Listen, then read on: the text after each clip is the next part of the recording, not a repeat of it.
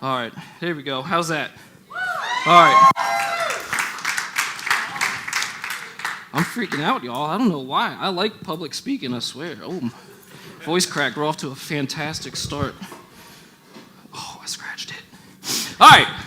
So, if you guys don't know me, my name is Pastor Kevin. I am the student pastor here at Life Center. And despite my sweaty and out of breath appearance and shaking, I love doing this. I love speaking. I get excited. I get antsy. You'll see I start out really fast and I keep going and going and going, but eventually I'll get in my rhythm and I'll be good. So, thanks for coming. Thanks for not being on vacation. Apparently everybody is on vacation, hence why I'm here. But y'all are in for a treat. Scott and Andrew aren't here. And they gave me the floor, and they gave me a microphone, and they did not give me an outline.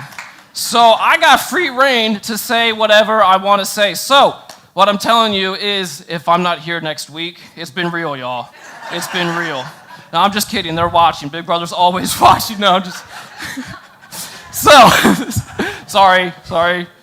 I like my job. All right, so I'm just kidding anyway. So if you've heard me speak before, you know I like imagery and I like analogies. I need something to remember the message by. Like, I will forget something in 10 seconds. That's why me and Morgan text all the time, because if not, I'll forget who she is. I'm just kidding. She hates whenever I call her out on stage. Anyway, so I am excited to be here. I like to speak on messages that I need to hear and that I needed to be reminded of. So if I pause, if I get emotional, don't be surprised, right? I like this message today because it fits for everybody. No matter where you are in life, no matter where you've been in life, no matter where you're going in life, this message has a purpose for you. Because we all experience ups and downs, right? Life is like a roller coaster. Roller coasters are often, the ups and downs are a lot more fun, but the ups and downs in life can be challenging. But if we allow it, it can work miracles. Maybe not in our lives, but in somebody else's life. Think about all the people you read in Scripture and the downs that they've experienced and how they come out of it, and we use that as motivation. But whenever we get down in life, we tend to shut down. We tend to just stop and be like, why me? The best example in Scripture that I like in terms of ups and downs is this dude named Joseph. You can find his entire story in Genesis 37 through 50, not verses, chapters. So we're going to read those 13 chapters today. I'm just kidding. I'm giving you the Cliff Notes version. I apologize, I like to move a lot. I'm already 500 milligrams of caffeine deep. I don't recommend that. That is not an endorsement. I just get excited, all right? I like to move. So, Joseph, this dude Joseph, right? That's what we're talking about. He was the second youngest of 12 brothers born to Jacob or Israel. He was 12. Oh, sorry. He was the youngest of the 12. And in Genesis 37:3 is where we get a little bit of background about Jacob. I'm sorry. Joseph. This is hard, man. Jacob and Joseph, like it could have been Clark or something. So, just follow. I might mean Joseph. Oh my gosh. Jacob, I might mean Joseph. And I might mean Jaseph. There's a third character. Sorry. Jacob, dad, loved Joseph, the son, more than any other of his children. See, I relate to that. My dad loves me more than my siblings. So I get it, right? So Joseph was the favorite. He was the youngest of 12, and he was the favorite. I want to stress that because it's important. It's so important that Jacob made him a special robe, a special jacket. If you like a Brandon Lake, a coat of many colors, right? So we're starting off strong, right? Like I said, there's ups and downs in life. We're starting off strong. Joseph is the favorite. He's got a special coat. It's pretty sweet. Dad likes us more than our 11 siblings, which is way too many. I don't know how big of a car you need for soccer practice. I don't even know if they make that. Will you get a limo? Anyway, sorry. So he was the favorite, but his brothers hated him for it. Because their father loved him so much, this is in verse 4, they couldn't say a kind word to him. They had nothing nice to say about their brother, all because he was dad's favorite. Not a peep. Nothing kind. So one day Joseph went to check on his brothers. And while they were watching their sheep, they saw him coming. And they actually plotted to kill him. So they decided not to because they're nice. They're nice guys. Murder's a little aggressive. So instead, we're just going to sell them into slavery, right? So a caravan's coming. They see them, and they sell Joseph into slavery. Not does it stop there. They take his special coat. They put animal blood on it, and they go back to Jacob and say, hey, he was killed by wild animals. We tried, but we couldn't do it, right? So we started off strong, but I'm not going to lie. It's not going so great. Our brothers wanted to kill us, and they were just so kind that instead they sold us into slavery. So we started off strong, but now we're coming down in a little bit of a valley of life, right? You're going to see me going back and forth. I apologize. In the meantime, when Joseph was sold into slavery, he was bought by the captain of the guard in Egypt. His name was Potiphar, and he was actually a household slave. Now, Joseph served Potiphar for about 10 years. Now, I realize it's hard to see the positivity in being 10 years a slave, but it could be worse. At least we got sold to the leader of the military. At least there's a little bit of highlight there. There's potential, and you'll see that we get to that potential. That was English. So, try to be positive, right? We try to look at the good things in life. We try to look at the highlights and focus on the good. So we've been there for 10 years. Things have been going well as it can being a slave. I don't know what that's like. I hope I didn't just put Sharpie on my shirt. So, yeah, we're feeling good. It's been 10 years. We're good with Potiphar. Things are going well. Not so much, right? Joseph was later falsely accused of attempting to, let's keep this PG, do the no pants dance with Potiphar's wife. He was accused. He didn't. But he was accused, and Potiphar believed his wife, and so Joseph was thrown into prison, ultimately for 2 years. See, it wasn't even Joseph's fault. It was entirely her. She was asking Joseph for it, and he kept saying no. He kept doing the right thing. He kept his head down, but she took his jacket and lied. She took his jacket as evidence that he tried. She said he ran, and she grabbed his jacket. But now he's in prison for 2 years for something he didn't do. That's rough, right? The moral of the story is don't buy a bunch of jackets. This guy just keeps getting in trouble for his coats. No, I'm just kidding. But seriously, oh gosh, sorry. He didn't even do anything. Life has been hard. It started out good as our favorite, but then our brothers hated us, and then we got sold as a slave, and now we're in jail for something we didn't even do. I'm sure y'all can relate. You're just going through life and you feel like you're doing the right things and you're making the right choices, but you just keep getting knocked down.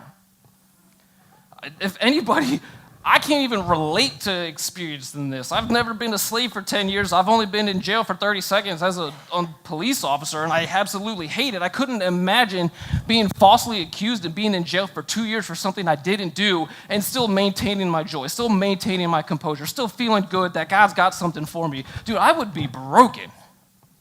Joseph kept trucking. In jail for 2 years for nothing. So he's in jail. And there's 2 of Pharaoh's servants who were also in jail with him. I forget what they did. But they were incarcerated with him as well. And they had these dreams. And Joseph interpreted these 2 dreams for them. And they all came true. And so one of the servants got released and back to a servant of Pharaoh, the head honcho, the president. And he's like, the Pharaoh had a dream and he didn't understand it. And it was kind of disturbing. And it happened twice. And so the servant was like, yo, there's this dude in jail, Joseph. He interpreted my dream and it came true. Maybe he can help you. So Joseph interprets the dream so well that Pharaoh puts him second in charge. From jail to vice president. That's what I'm talking about right there. 0 to 100. Am I writing big enough? Y'all can see this? All right, cool. Right? So, now we're second in charge. Things are good. Finally, after the last 12 years, 10 as a slave, 2 in jail, life is good. Life is great. I'm here with Pharaoh. I'm second in charge. nobody can touch me except Pharaoh. Like, your boy's happy, right? Things are good. Did I tell you what the dream was yet? 7 years of success? Nope. 7 years of joy? Nope. 7 years of being the VP of Egypt? Nope. Right when things are finally looking good, the dream was 7 years of famine. Wonderful. Now that I'm second in charge, I'm going to die of starvation. Life is great. Right? Like, for real, though. Like, think about this for a second. Like, right when things look good, just it hits him again. So Joseph advises Pharaoh, like, let's start saving up food for the 7 years of famine. We'll have enough to eat. We can help the surrounding areas, and we'll be good. And Pharaoh's like, sweet, let's do it. Let's start storing food. And so they do. And who comes asking for food? Our brothers. All the land around the area was in starvation because of this famine, but word got out that Egypt had food. So who comes back asking for help? Our brothers. So I forgot to do my dot. So this is for the 7 years of famine. And not only that, of all the people that I wanted to see, it was not my brothers that sold me into slavery. It was not my brothers that wanted to kill me simply because dad liked me. It was not them. So they come asking for food. They ask Joseph directly, not realizing it's him. What does Joseph do? He treats them harshly. He pretends that they were spies. And so he takes one of the brothers and he sends the other ones away and says, when you come back with your youngest brother, Benjamin, then I will free him. Now, did he treat him harshly because of revenge? No, he just wanted to see his family. He just wanted to see his dad and his brother, the one that he got along with. Think about being in this position for a second. I want you to think somebody's trying to kill you. Somebody's plotting to murder you. And instead, they sell you into slavery. And it leads to 10 years of slavery and 2 years in jail. And now they are at your feet asking for a handout, asking for help. Honestly, what would y'all do? You don't think that turmoil is going on in the last 12 years? You don't think that rage is just building up? Thinking about 10 years of slavery, 2 years in jail, all because of nothing that you did of your own accord, and now they're asking for help? Are you going to help them? This isn't even part of my message. This is my little side tangent. Like, I just can't imagine having somebody wrong me and then at my feet knowing I have the power to control their fate in my hands. And Joseph takes the higher road. So the brothers go back and they get Benjamin. And they come back on a return trip. And after a series of events, Joseph reveals himself to the brothers. They're pumped. Like, they were genuinely so excited to be reunited. So they went and got the whole family and moved them back into Egypt, right? So we're finally seeing our brothers. Yeah, it was a low, but things are better now, and we're good, and we get to see our brother, and now our dad's coming back, and we all get to live happily ever after and be a family again. Like, we took the high road, even though life has been hard for the last 12 years, but we made the right decision, and we helped our brothers. Finally, we get to see our family again. Things are going good. Surely now is our breakthrough. Stand by. After the family comes, Joseph finds out that Jacob, his father, had died. Right? Like, finally, reunited with my family after 20 years, reunited with my family, and my dad dies. They came to Joseph and they begged for his forgiveness. They were scared, since Jacob died, that Joseph was going to turn his mindset because of the 20 years that they robbed him of. And so they were scared to see him again. And in Genesis 50, 16 through 17, they sent this message to Joseph. Before your father died, he instructed us to say to you, please forgive your brothers for the great wrong they did to you, for their sin in treating you so cruelly. So we, the servants of the God of your father, beg you for forgiveness of our sins. When Joseph received this message, he broke down and wept. He was genuinely happy to see his family. Yes, it was tough because dad died, and we're breaking down. And just finally, when we get to see our family, Jacob dies. Right when things were looking good. Just can't catch a break. I don't know if you guys have been in the point in life, like I said, where you're just walking through and things are good and then boom. Things are good and then boom. Things are good and then boom. And it just seems like it never ends. You keep getting hit with wave after wave after wave. But like I said, revenge was the last thing on Joseph's mind. I can't say I would be in the same mindset.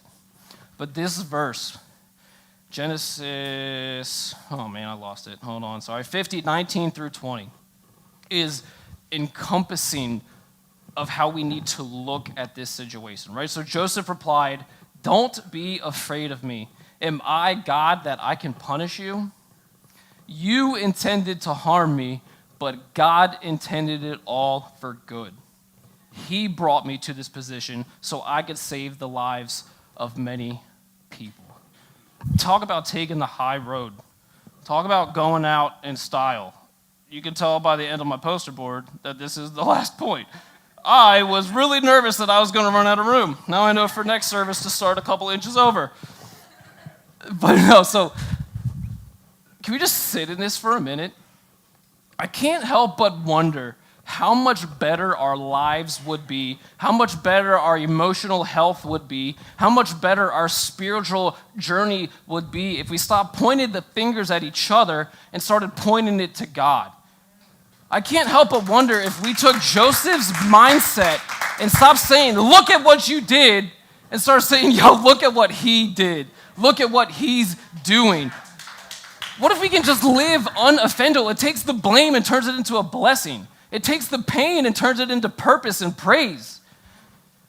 It takes the hurt and turns it into healing. It takes the confusion and turns it into confirmation. Most importantly, it takes the accusation and turns it into anointing. What would happen if we just lived life every time somebody wronged us, like, "No, it's all good. Watch what my God's going to do. And when you come back, I'm going to tell you about him. I'm going to introduce you to him. I'm going to show him what love looks like. I'm going to show you what love looks like. You may have sold me into slavery. You may have plotted to kill me, but now that you're here, let me tell you about my Jesus. You intended to harm me, but look at what he's doing. You tried to kill me, but now I'm the VP of the biggest country in the world, the VP of Egypt. Like, can you imagine? Like, he brought me into this position. You didn't do it. God did. I didn't do anything to get here. God did. No matter where you are in life, God is using you. Whether it's a high, whether it's a low, whether it's in the middle or on the way up, there is purpose in his plan. There is purpose in the pain. There is purpose in everything that he's doing. Joseph's brothers planned to kill him and sold him into slavery. How many of us would hold on to that rage for the next 20 years? How many of us would have missed the highs and the callings that Joseph had because we were too blinded by the rage and too blinded by the anger? What if Joseph did that? He would have never succeeded in Potiphar's house. He would have never interpreted the dreams of the servants. He would have never become second in charge. He would have been too bitter and angry to see the opportunities that God was giving him. It would have cost thousands of people their lives because he wouldn't have interpreted the dream of the famine. Sometimes God is trying to use you to save people. But we are too busy being caught up on all the junk in our life and all the wrong that's been done to us that we're too blind to see how God's trying to use it. We're so fixated on our mess that we miss his message. I think about all the things that I've experienced in life, the wrongs that I felt done towards me. Sorry. Just all the things that have happened, the ups and downs. And I think about how I was in the moment where I was hurt and I was confused and I didn't see a way out of it. But it all led to this moment. It all led to here. Between my career as a law enforcement officer, between church, hurt, whatever it is, it all led to this moment where I would be here at Life Center, and I assure you there's nowhere else I want to be. I am right here because God has called me here. Not because of anything anyone's done to me, not because of anything that I did, but because God did it. When we allow him to use our lives as he sees fit, when we truly surrender and we give everything we have to him, all of the stuff in our lives, all of the ups, all of the downs, the highs, the lows, the good, the bad, the ugly, all of it, when we surrender it, it shows us his glory. When you connect your ups and downs in life, when you're on this path and you change your mindset from what you did to me to what he's doing for me, and you connect all of the experiences you've had in life, and you connect everything, and you surrender it to God, all of the path of your journey, all of the ups, the downs, the good, the bad, everything that I've said, the pretty, the ugly, it will all point to the King. It will all point to the kingdom. And you will be able to flex. Look at my life. Look at what God did for me. It has nothing to do with me. It has everything to do with God. All of the experiences, all of it is to glorify God. And if we allow it, it will change the trajectory of the kingdom.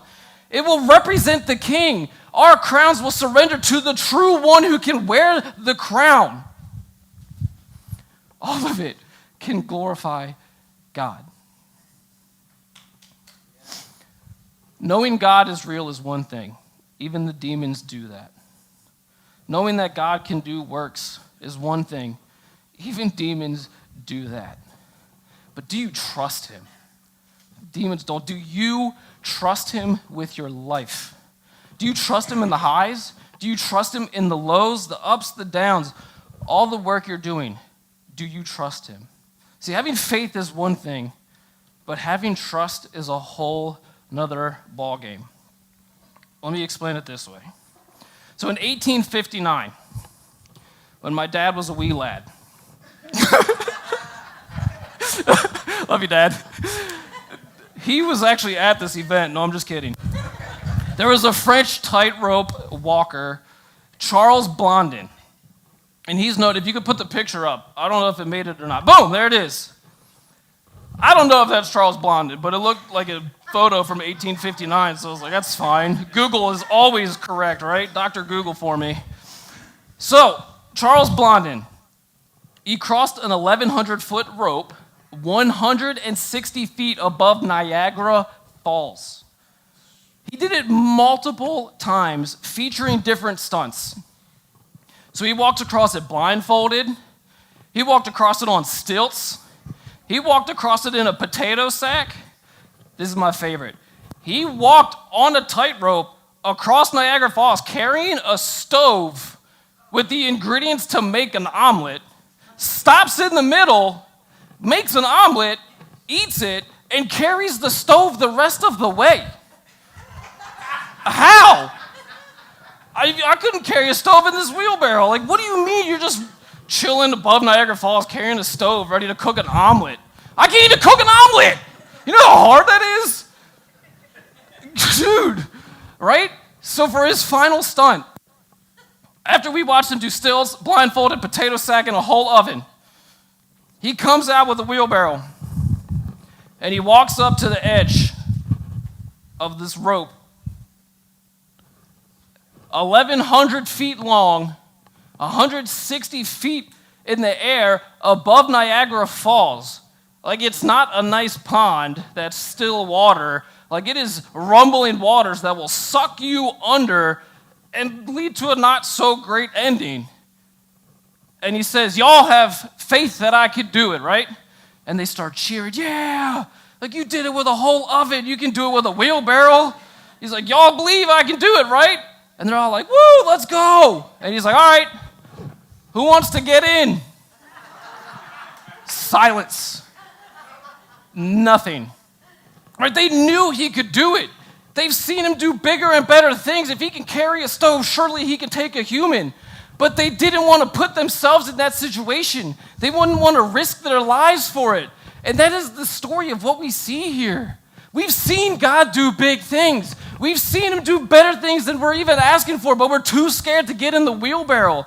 We're too scared to just put it at risk and say, I surrender, that your plan is better than ours. Like, no, I do it better. I'm not getting in your wheelbarrow. Like, do you have the trust to get in the wheelbarrow? Wheelbarrow is a word I know how to spell, and I don't know how to pronounce it. Is wheelbarrow? Wheelbarrow. Right? Anyway, are you going to get in the wheelbarrow? You have faith in God. You have faith in Jesus. You've seen him do works. You've seen him do miracles. Are you willing to get in and surrender it all to let him do something with your life?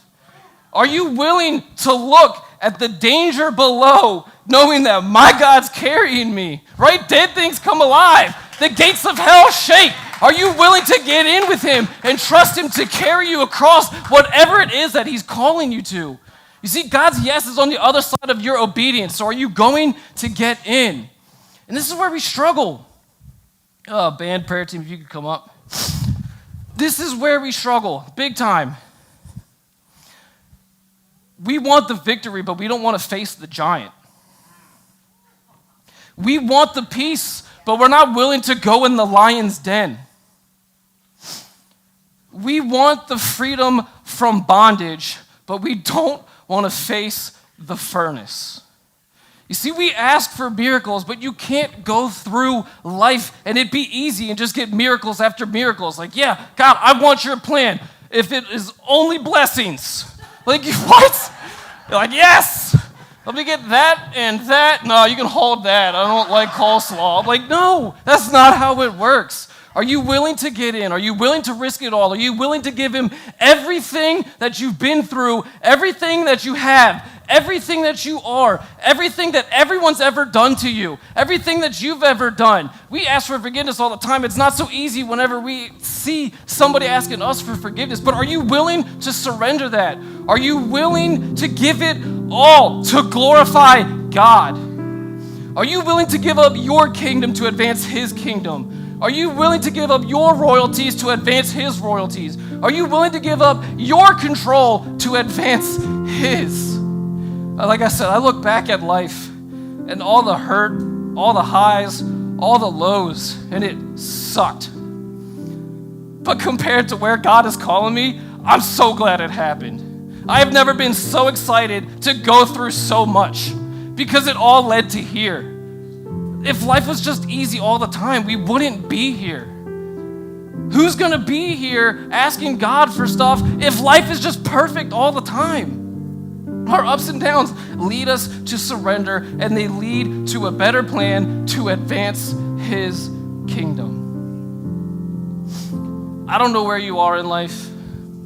I don't know if you're at the top. I don't know if you're at the bottom. I don't know if you're in a trajectory down or a trajectory up. Maybe you don't even know who this God guy is. Regardless, we want to walk with you through that. We want to be here for you. That's why we're here. That's how we all got here, because of something somebody did that pointed to God. So if you're riding high in life, come on up. Let's praise Jesus together. We want to pray with you. If you're at the bottom and you just don't see a way out, come on up. Let us pray with you. Like I said, if you don't know who this Jesus dude is, who this God guy is, come on up. We want to introduce you. Don't hesitate. Come on up for prayer if you need it.